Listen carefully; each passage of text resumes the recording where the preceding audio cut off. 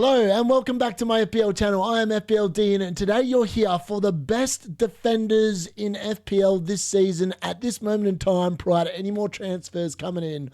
I have spent hours sifting through defensive contribution data and attacking data from players that have just joined the league, from players that are out of it. And I'm telling you, it is mind-boggling. And I don't even know. But I have presented to you the best defenders across every single line for CON, which is what everyone in the FPL community is calling it. And then just who I think are the best defenders at every bracket. Without further ado, smash a like on the video. Leave me a comment with what you think about defensive contributions. And if you haven't already smashed that sub button, please consider doing so. And let's go.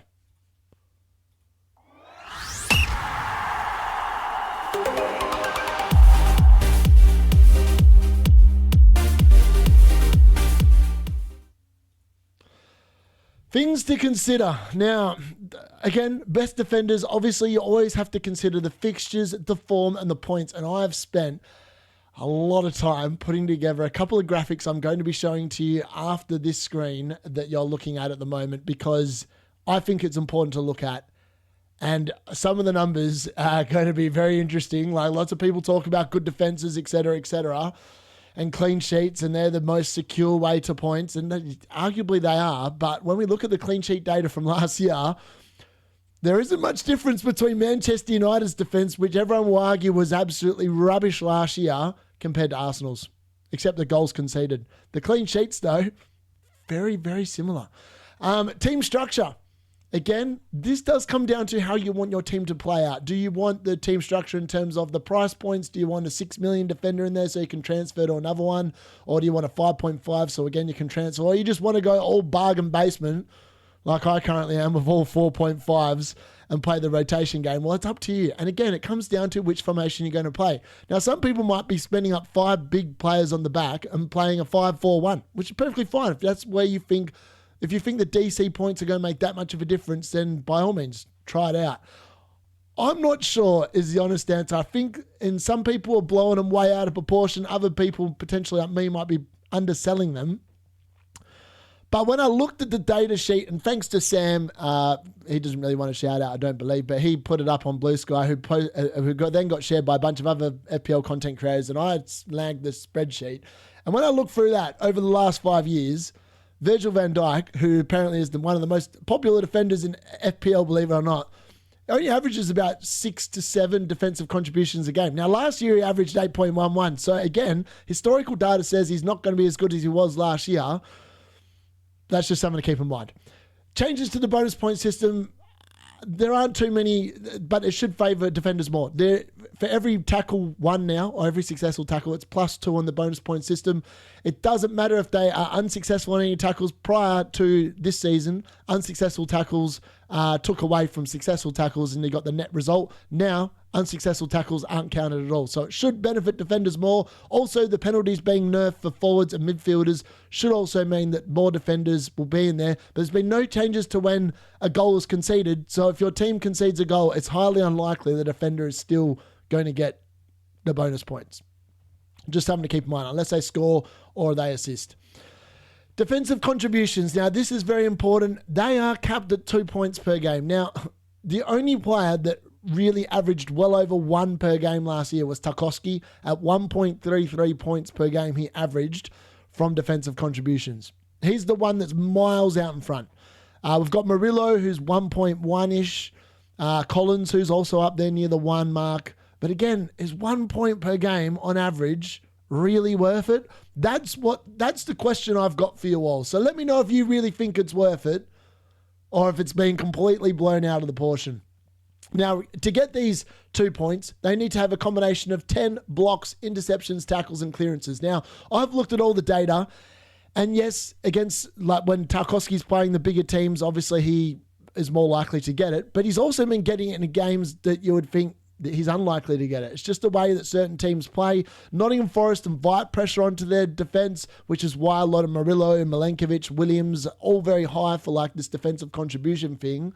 Whereas other teams that don't spend that much time actually defending won't actually have that many good players in terms of that. So that's something to keep in mind. And then we've got defender rotations. Should you target players with the DC or attacking potential? Or do you look for the hybrids that do both? That is the key question. And I've broken down every price bracket into a couple of different things. But before doing that, we're going to have a look at my current team as things stand. And look, every one of these defenders, except one, features in this video today as the best in their line.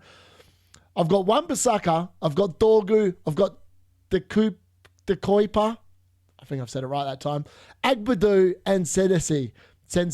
I think that's how you say his name. Now, the only one that's owned over 10% here is Wan-Bissaka, 32.5%. He's actually the third most owned player in my entire team. I've only got 4 players over 30%, and then everyone else is like 17% and below, which is kind of 19% and below, which is kind of concerning because this team has become very differential the longer it's gone on. But I just think these defenders are really good. Now, Dorgu, Dokoipa, really good for attacking potential with some luck. Sensi, Agbadu, really good for defensive contributions. Sensi's probably going to come in. He spent most of the last season injured, and obviously with the departures there, you would expect him to be a lock. And after game week 1, this run of fixtures is really good. And then Wan-Bissaka is a bit of everything. He's got the attacking potential, and he's also got good defensive contributions. So again, that's the team as things currently stand. I'm actually going with 5 4.5s. However, I probably will use a 0.5 in the bank to upgrade one of these blokes to a 5 million before the deadline for game week 1. Now, this is the interesting graphic I really wanted to pay attention to. This is goals conceded last year and clean sheets. Now, I just want to... This is mind-boggling when you look at it. Crystal Palace kept 11 clean sheets. Arsenal kept 13. Everyone bangs on about Arsenal's defence being elite. But they don't have any defensive contributions points. Like, none of their players get close to it almost in any single game. Which means you're relying on the clean sheet points, right? I can tell you can look at this list. Liverpool got 1 more clean sheet than Arsenal. Nottingham Forest got the same. Everton got 1 below.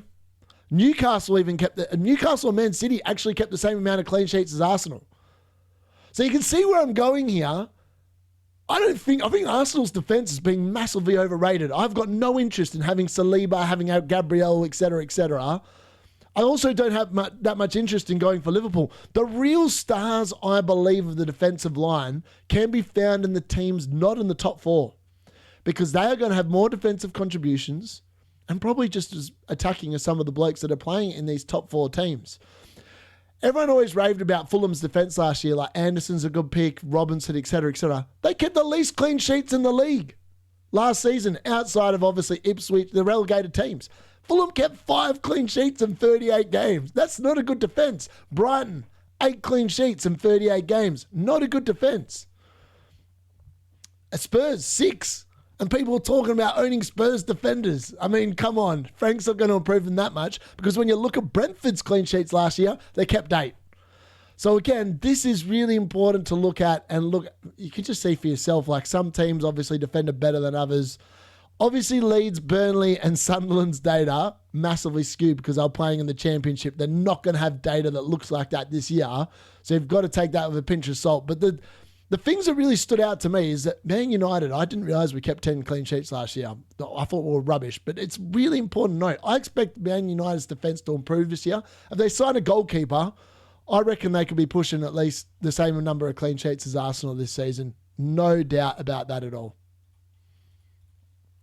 So onto the fixture difficulty rating, and this took me a long time to put together. Now, it's really handy. I've done game weeks 1 to 6 because some teams have a really good start and then others don't. You can see Aston Villa, Chelsea next door to each other there. Fantastic fixtures pretty much on paper the first 6 weeks.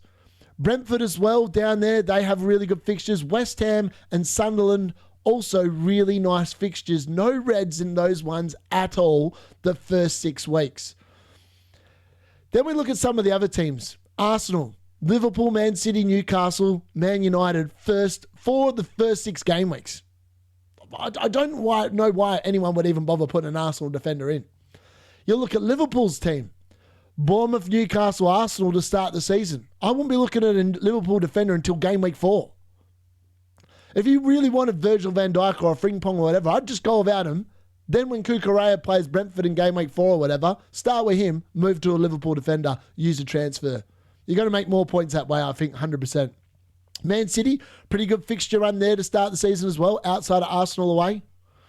And Everton, as you can see there, other than Liverpool, again, pretty nice fixtures to start the season there, particularly from a defensive standpoint. And then Nottingham Forest, 1-6. Other than that Arsenal away game, which you still expect them to get the defensive contribution points, they look unbelievably good there. So on to the 4 million gambles, and look, I'm not going to lie, I wouldn't be going anywhere near a 4 million defender. I've got no 4 million defenders in my own squad at all. We've got other options I did consider: Goodmanson, Hill, Sola, Klein, Rodon, Ronaldo, Hoover, Pedro Lima, and Vuskovic. Realistically, some of them might get more minutes than others. Esteve looks like a nailed option, and his stats are not too bad, to be honest with you. But again, they're skewed by last season's championship data. Like last season, 0.35 expected goals conceded per 90. There's no way he's going to have that in the Premier League. And I don't think he's going to have the XGI of 0.17 per 90 either. And the defensive contributions I would expect to actually go up because they're going to be spending a lot more time defending. He's owned by almost 10% of the comp as well. I think he'll be good value. If you really wanted a 4 million that's going to play every week, he's probably the pick. Then we got Sanambi, Tuzambi. My God, I should know. He used to play for Man United. He's obviously been signed from Ipswich. Last year he had 20 starts, 0 goals, 1 assist, 0 clean sheets. Unlucky. Again, his XGI last season is 0.03 per 90. Nothing to write home about. 1.68 expected goals conceded per 90. Wouldn't expect that to change too much.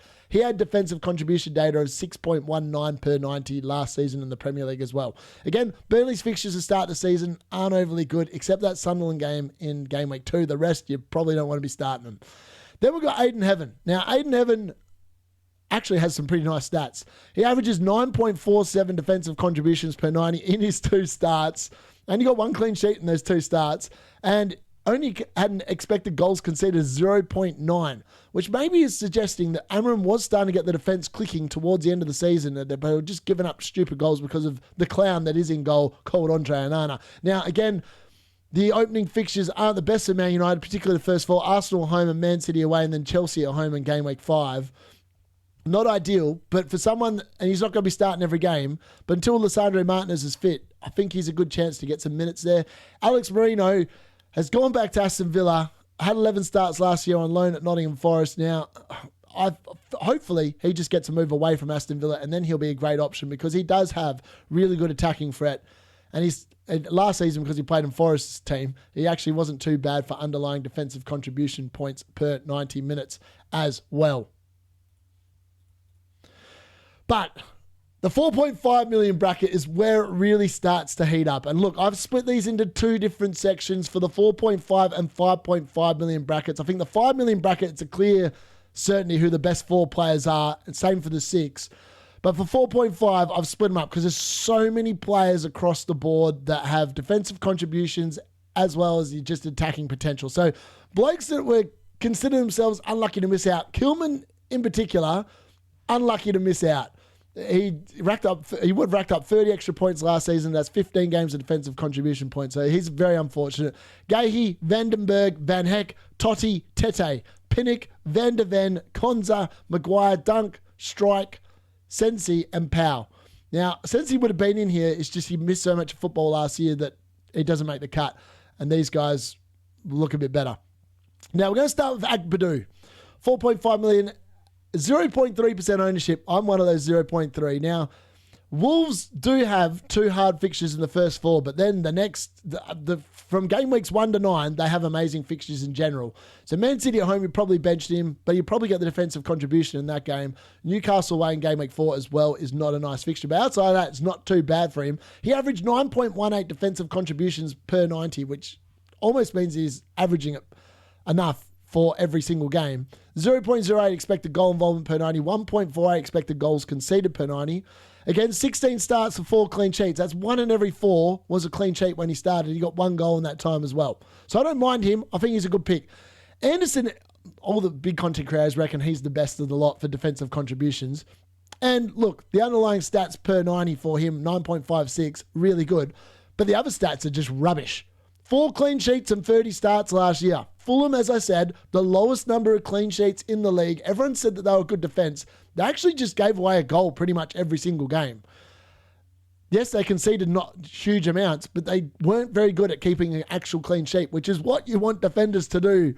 That's their bread and butter, really.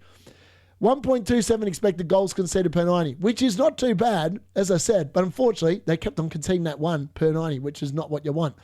0.7% ownership. I just don't rate him. Out of these 4, I think he's actually the worst. And that's just because of the fact that Fulham can't keep clean sheets. And I don't know if they've done anything really to improve that over the off-season. Then we've got Richard, 0.5% now. Crystal Palace did keep 11 clean sheets last season. And he kept 7 from 22 starts. So again, he had 1 goal, 1 assist. Already outperformed Anderson's data right there. Like straight off the bat. More clean sheets, more attacking contributions. He's got 0.09 expected goal involvement per 90, 1.4 expected goals conceded per 90, and he has 9.03 defensive contributions per 90. So again, there's lots of routes to points there for Richards. And then we've got Wan-Bissaka. Now, he is owned by 32.5% of the comp, and it's hard to believe that he is the most owned defender in the game, if I'm being brutally honest. Obviously, last season, he had 8 attacking contributions, which is unheard of. Having seen him play for Man United, I think he got that in about his whole four years at Man United, those eight attacking contributions. So it was unbelievable to see him go to West Ham and then do that. And he had an XGI per 90 of 0.11. But the expected goals conceded, West Ham didn't keep many clean sheets, which is why I've got a few reservations about him. 1.62 expected goals conceded per 90. But his underlying defensive contributions, not matching Kilman's, but 7.36 is nothing to be sniffed at someone that literally was playing in a wing-back role under Graham Potter and beforehand under Lockmategi. So again, maybe there's something to read into that for this season. Hopefully West Ham's defence can get better.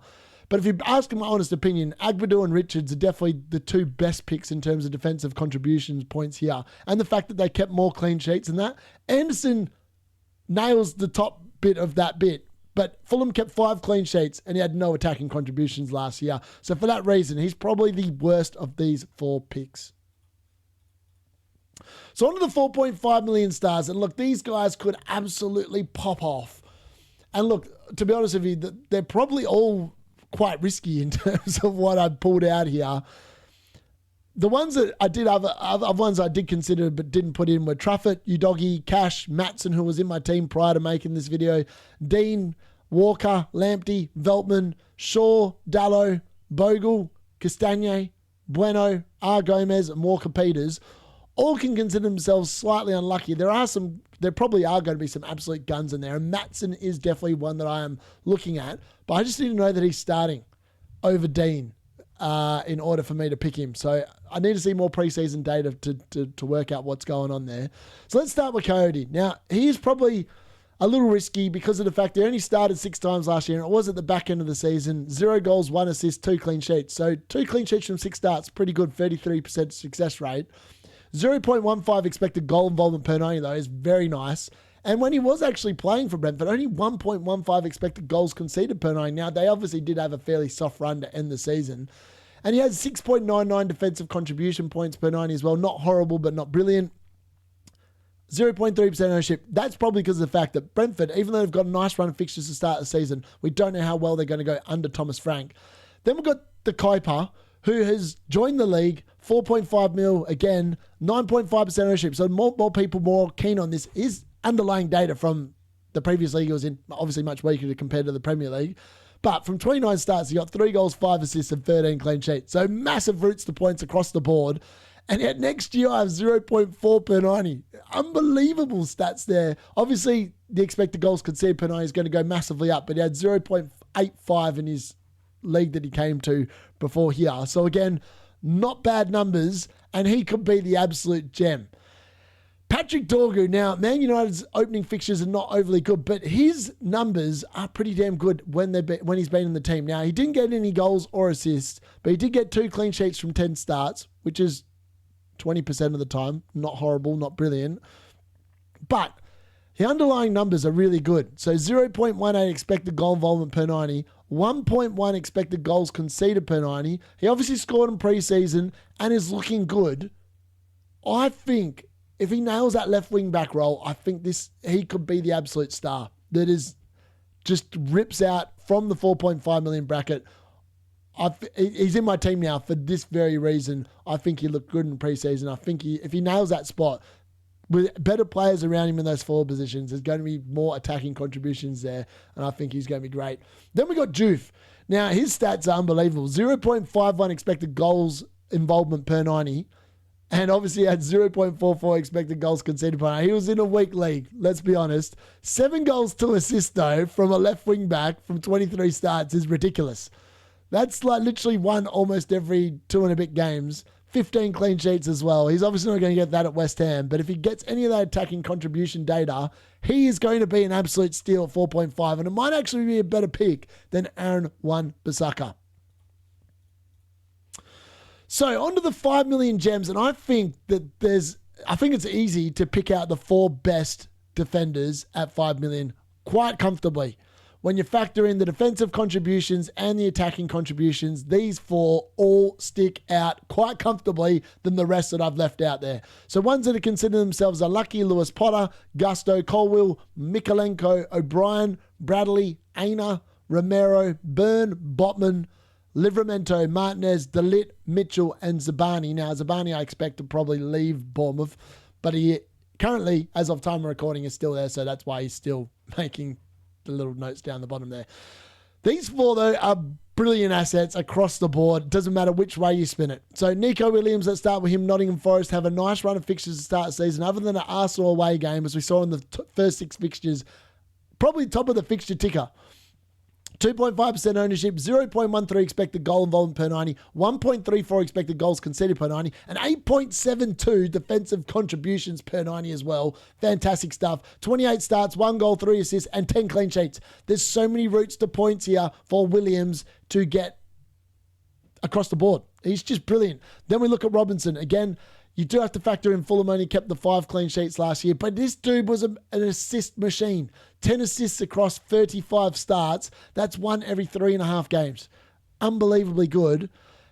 8.21 defensive contributions per 90 as well is very nice as well.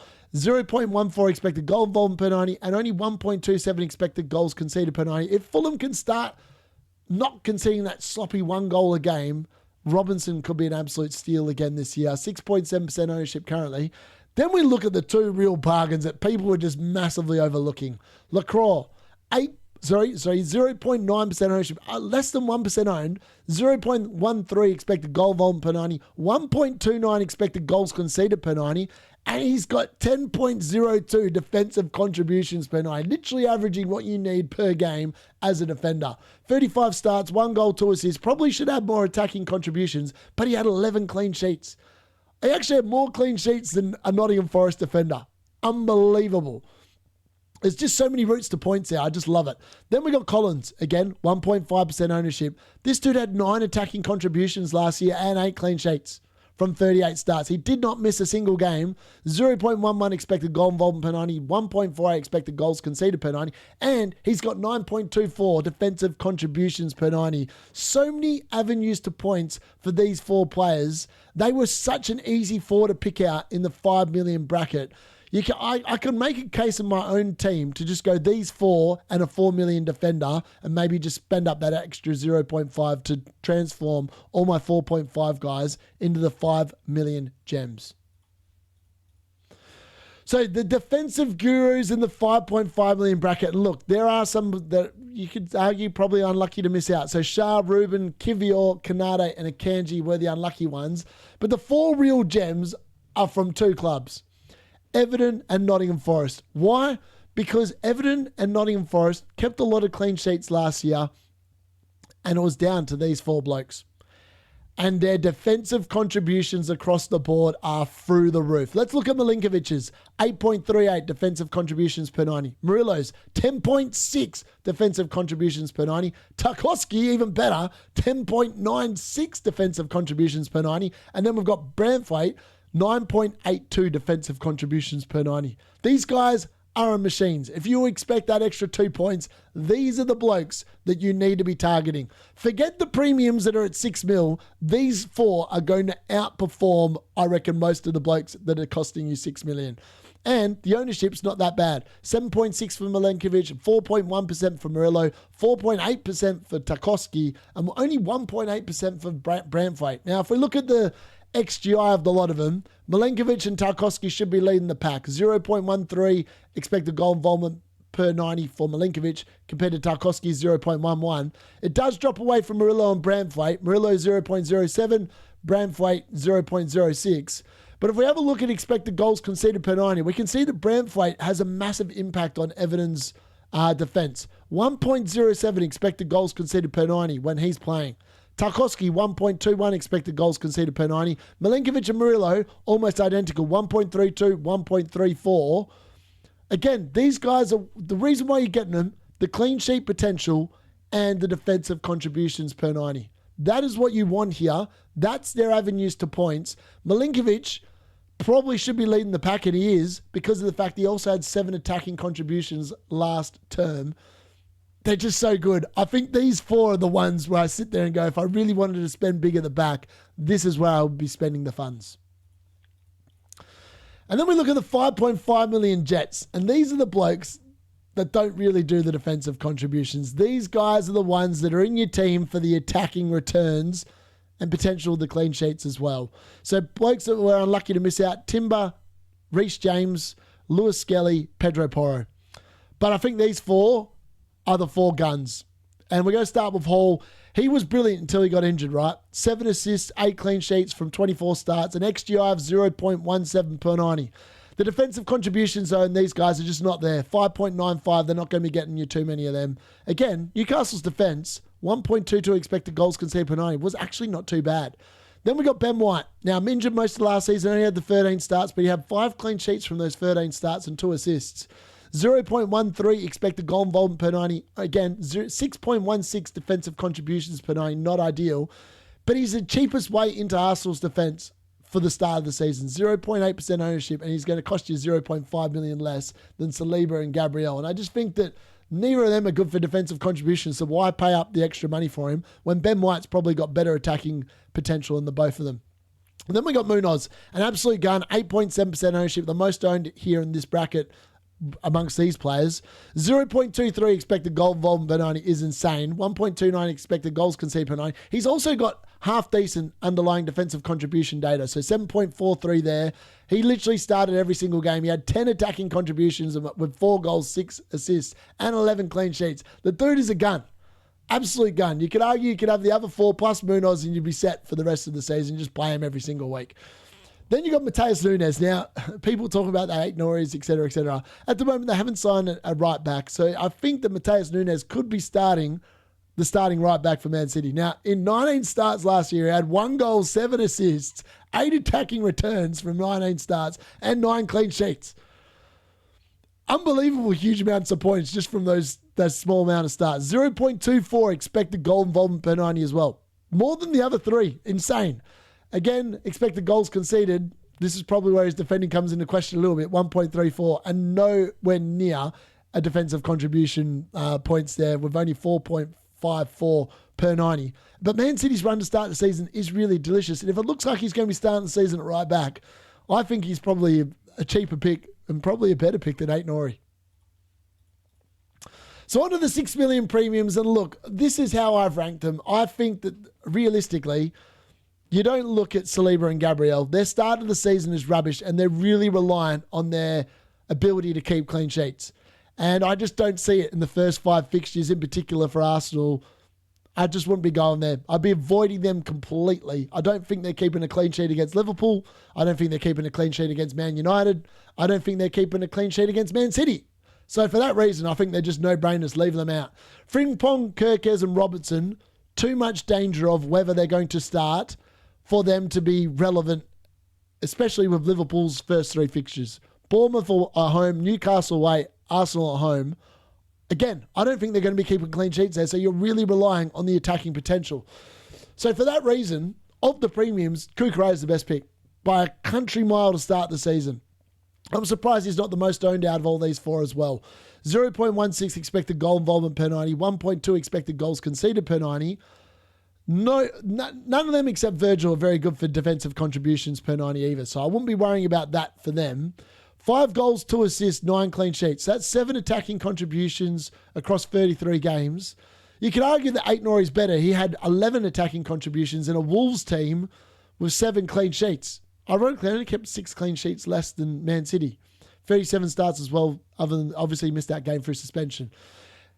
However, 0.19 expected goal involvement per 90, and the fact that he's potentially at risk of Pep Roulette is what's putting me off Aït-Nouri. But if it looks like he's starting, he could be a really good pick. You could double up with Aït-Nouri and potentially Gaviol or even like Mateus Nunes from the 5.5 million bracket. Be quite confident they get you clean sheets and attacking contributions as well. I still think Gaviol's the better pick. He's still got higher XGI than a lot of them. 0.21, even though he spent a lot of the back end of the season playing at centre-back. I think there's a lot to love there. And his defensive contributions could go up higher if he is playing at centre-back, which could be something to keep in mind. 13 clean sheets and 5 goals. That's really good. He had really good numbers last year. He was a very good defender. Obviously, we've talked about Kukurea. And then we've got Virgil van Dijk. Now, I'm surprised he's so highly owned at 20.9%. With Liverpool started the season, I know he got 3 goals and 1 assist and 14 clean sheets. And his defensive contributions is good at 8.11. I just don't think he's capable of clean sheet the first 3 weeks. And I don't think he's scoring a goal the first 3 weeks either. So for that reason, I think you can just start off with one of the other ones and not worry too much about Virgil van Dijk at the moment. So that brings us to the end of my defender deep dive, the best defenders in FPL. Let me know whether you are spending up at the back or if you're taking gambles on 4.5s. Are you more focused on the defensive contributions or are you more focused on the attacking side of things? Or are you after players that do the two combined? Let me know in the comments. I'll be back very shortly looking at the forwards and then the goalkeepers to finish off this run of segment. And then I'm going to be starting to talk about tip strategy as we get closer to the game week 1 deadline. Again, if you haven't already, please smash a like on the video. Leave us a comment. And if you haven't already, smash that subscribe button. I've been FPL D-Unit and I'll see you again soon.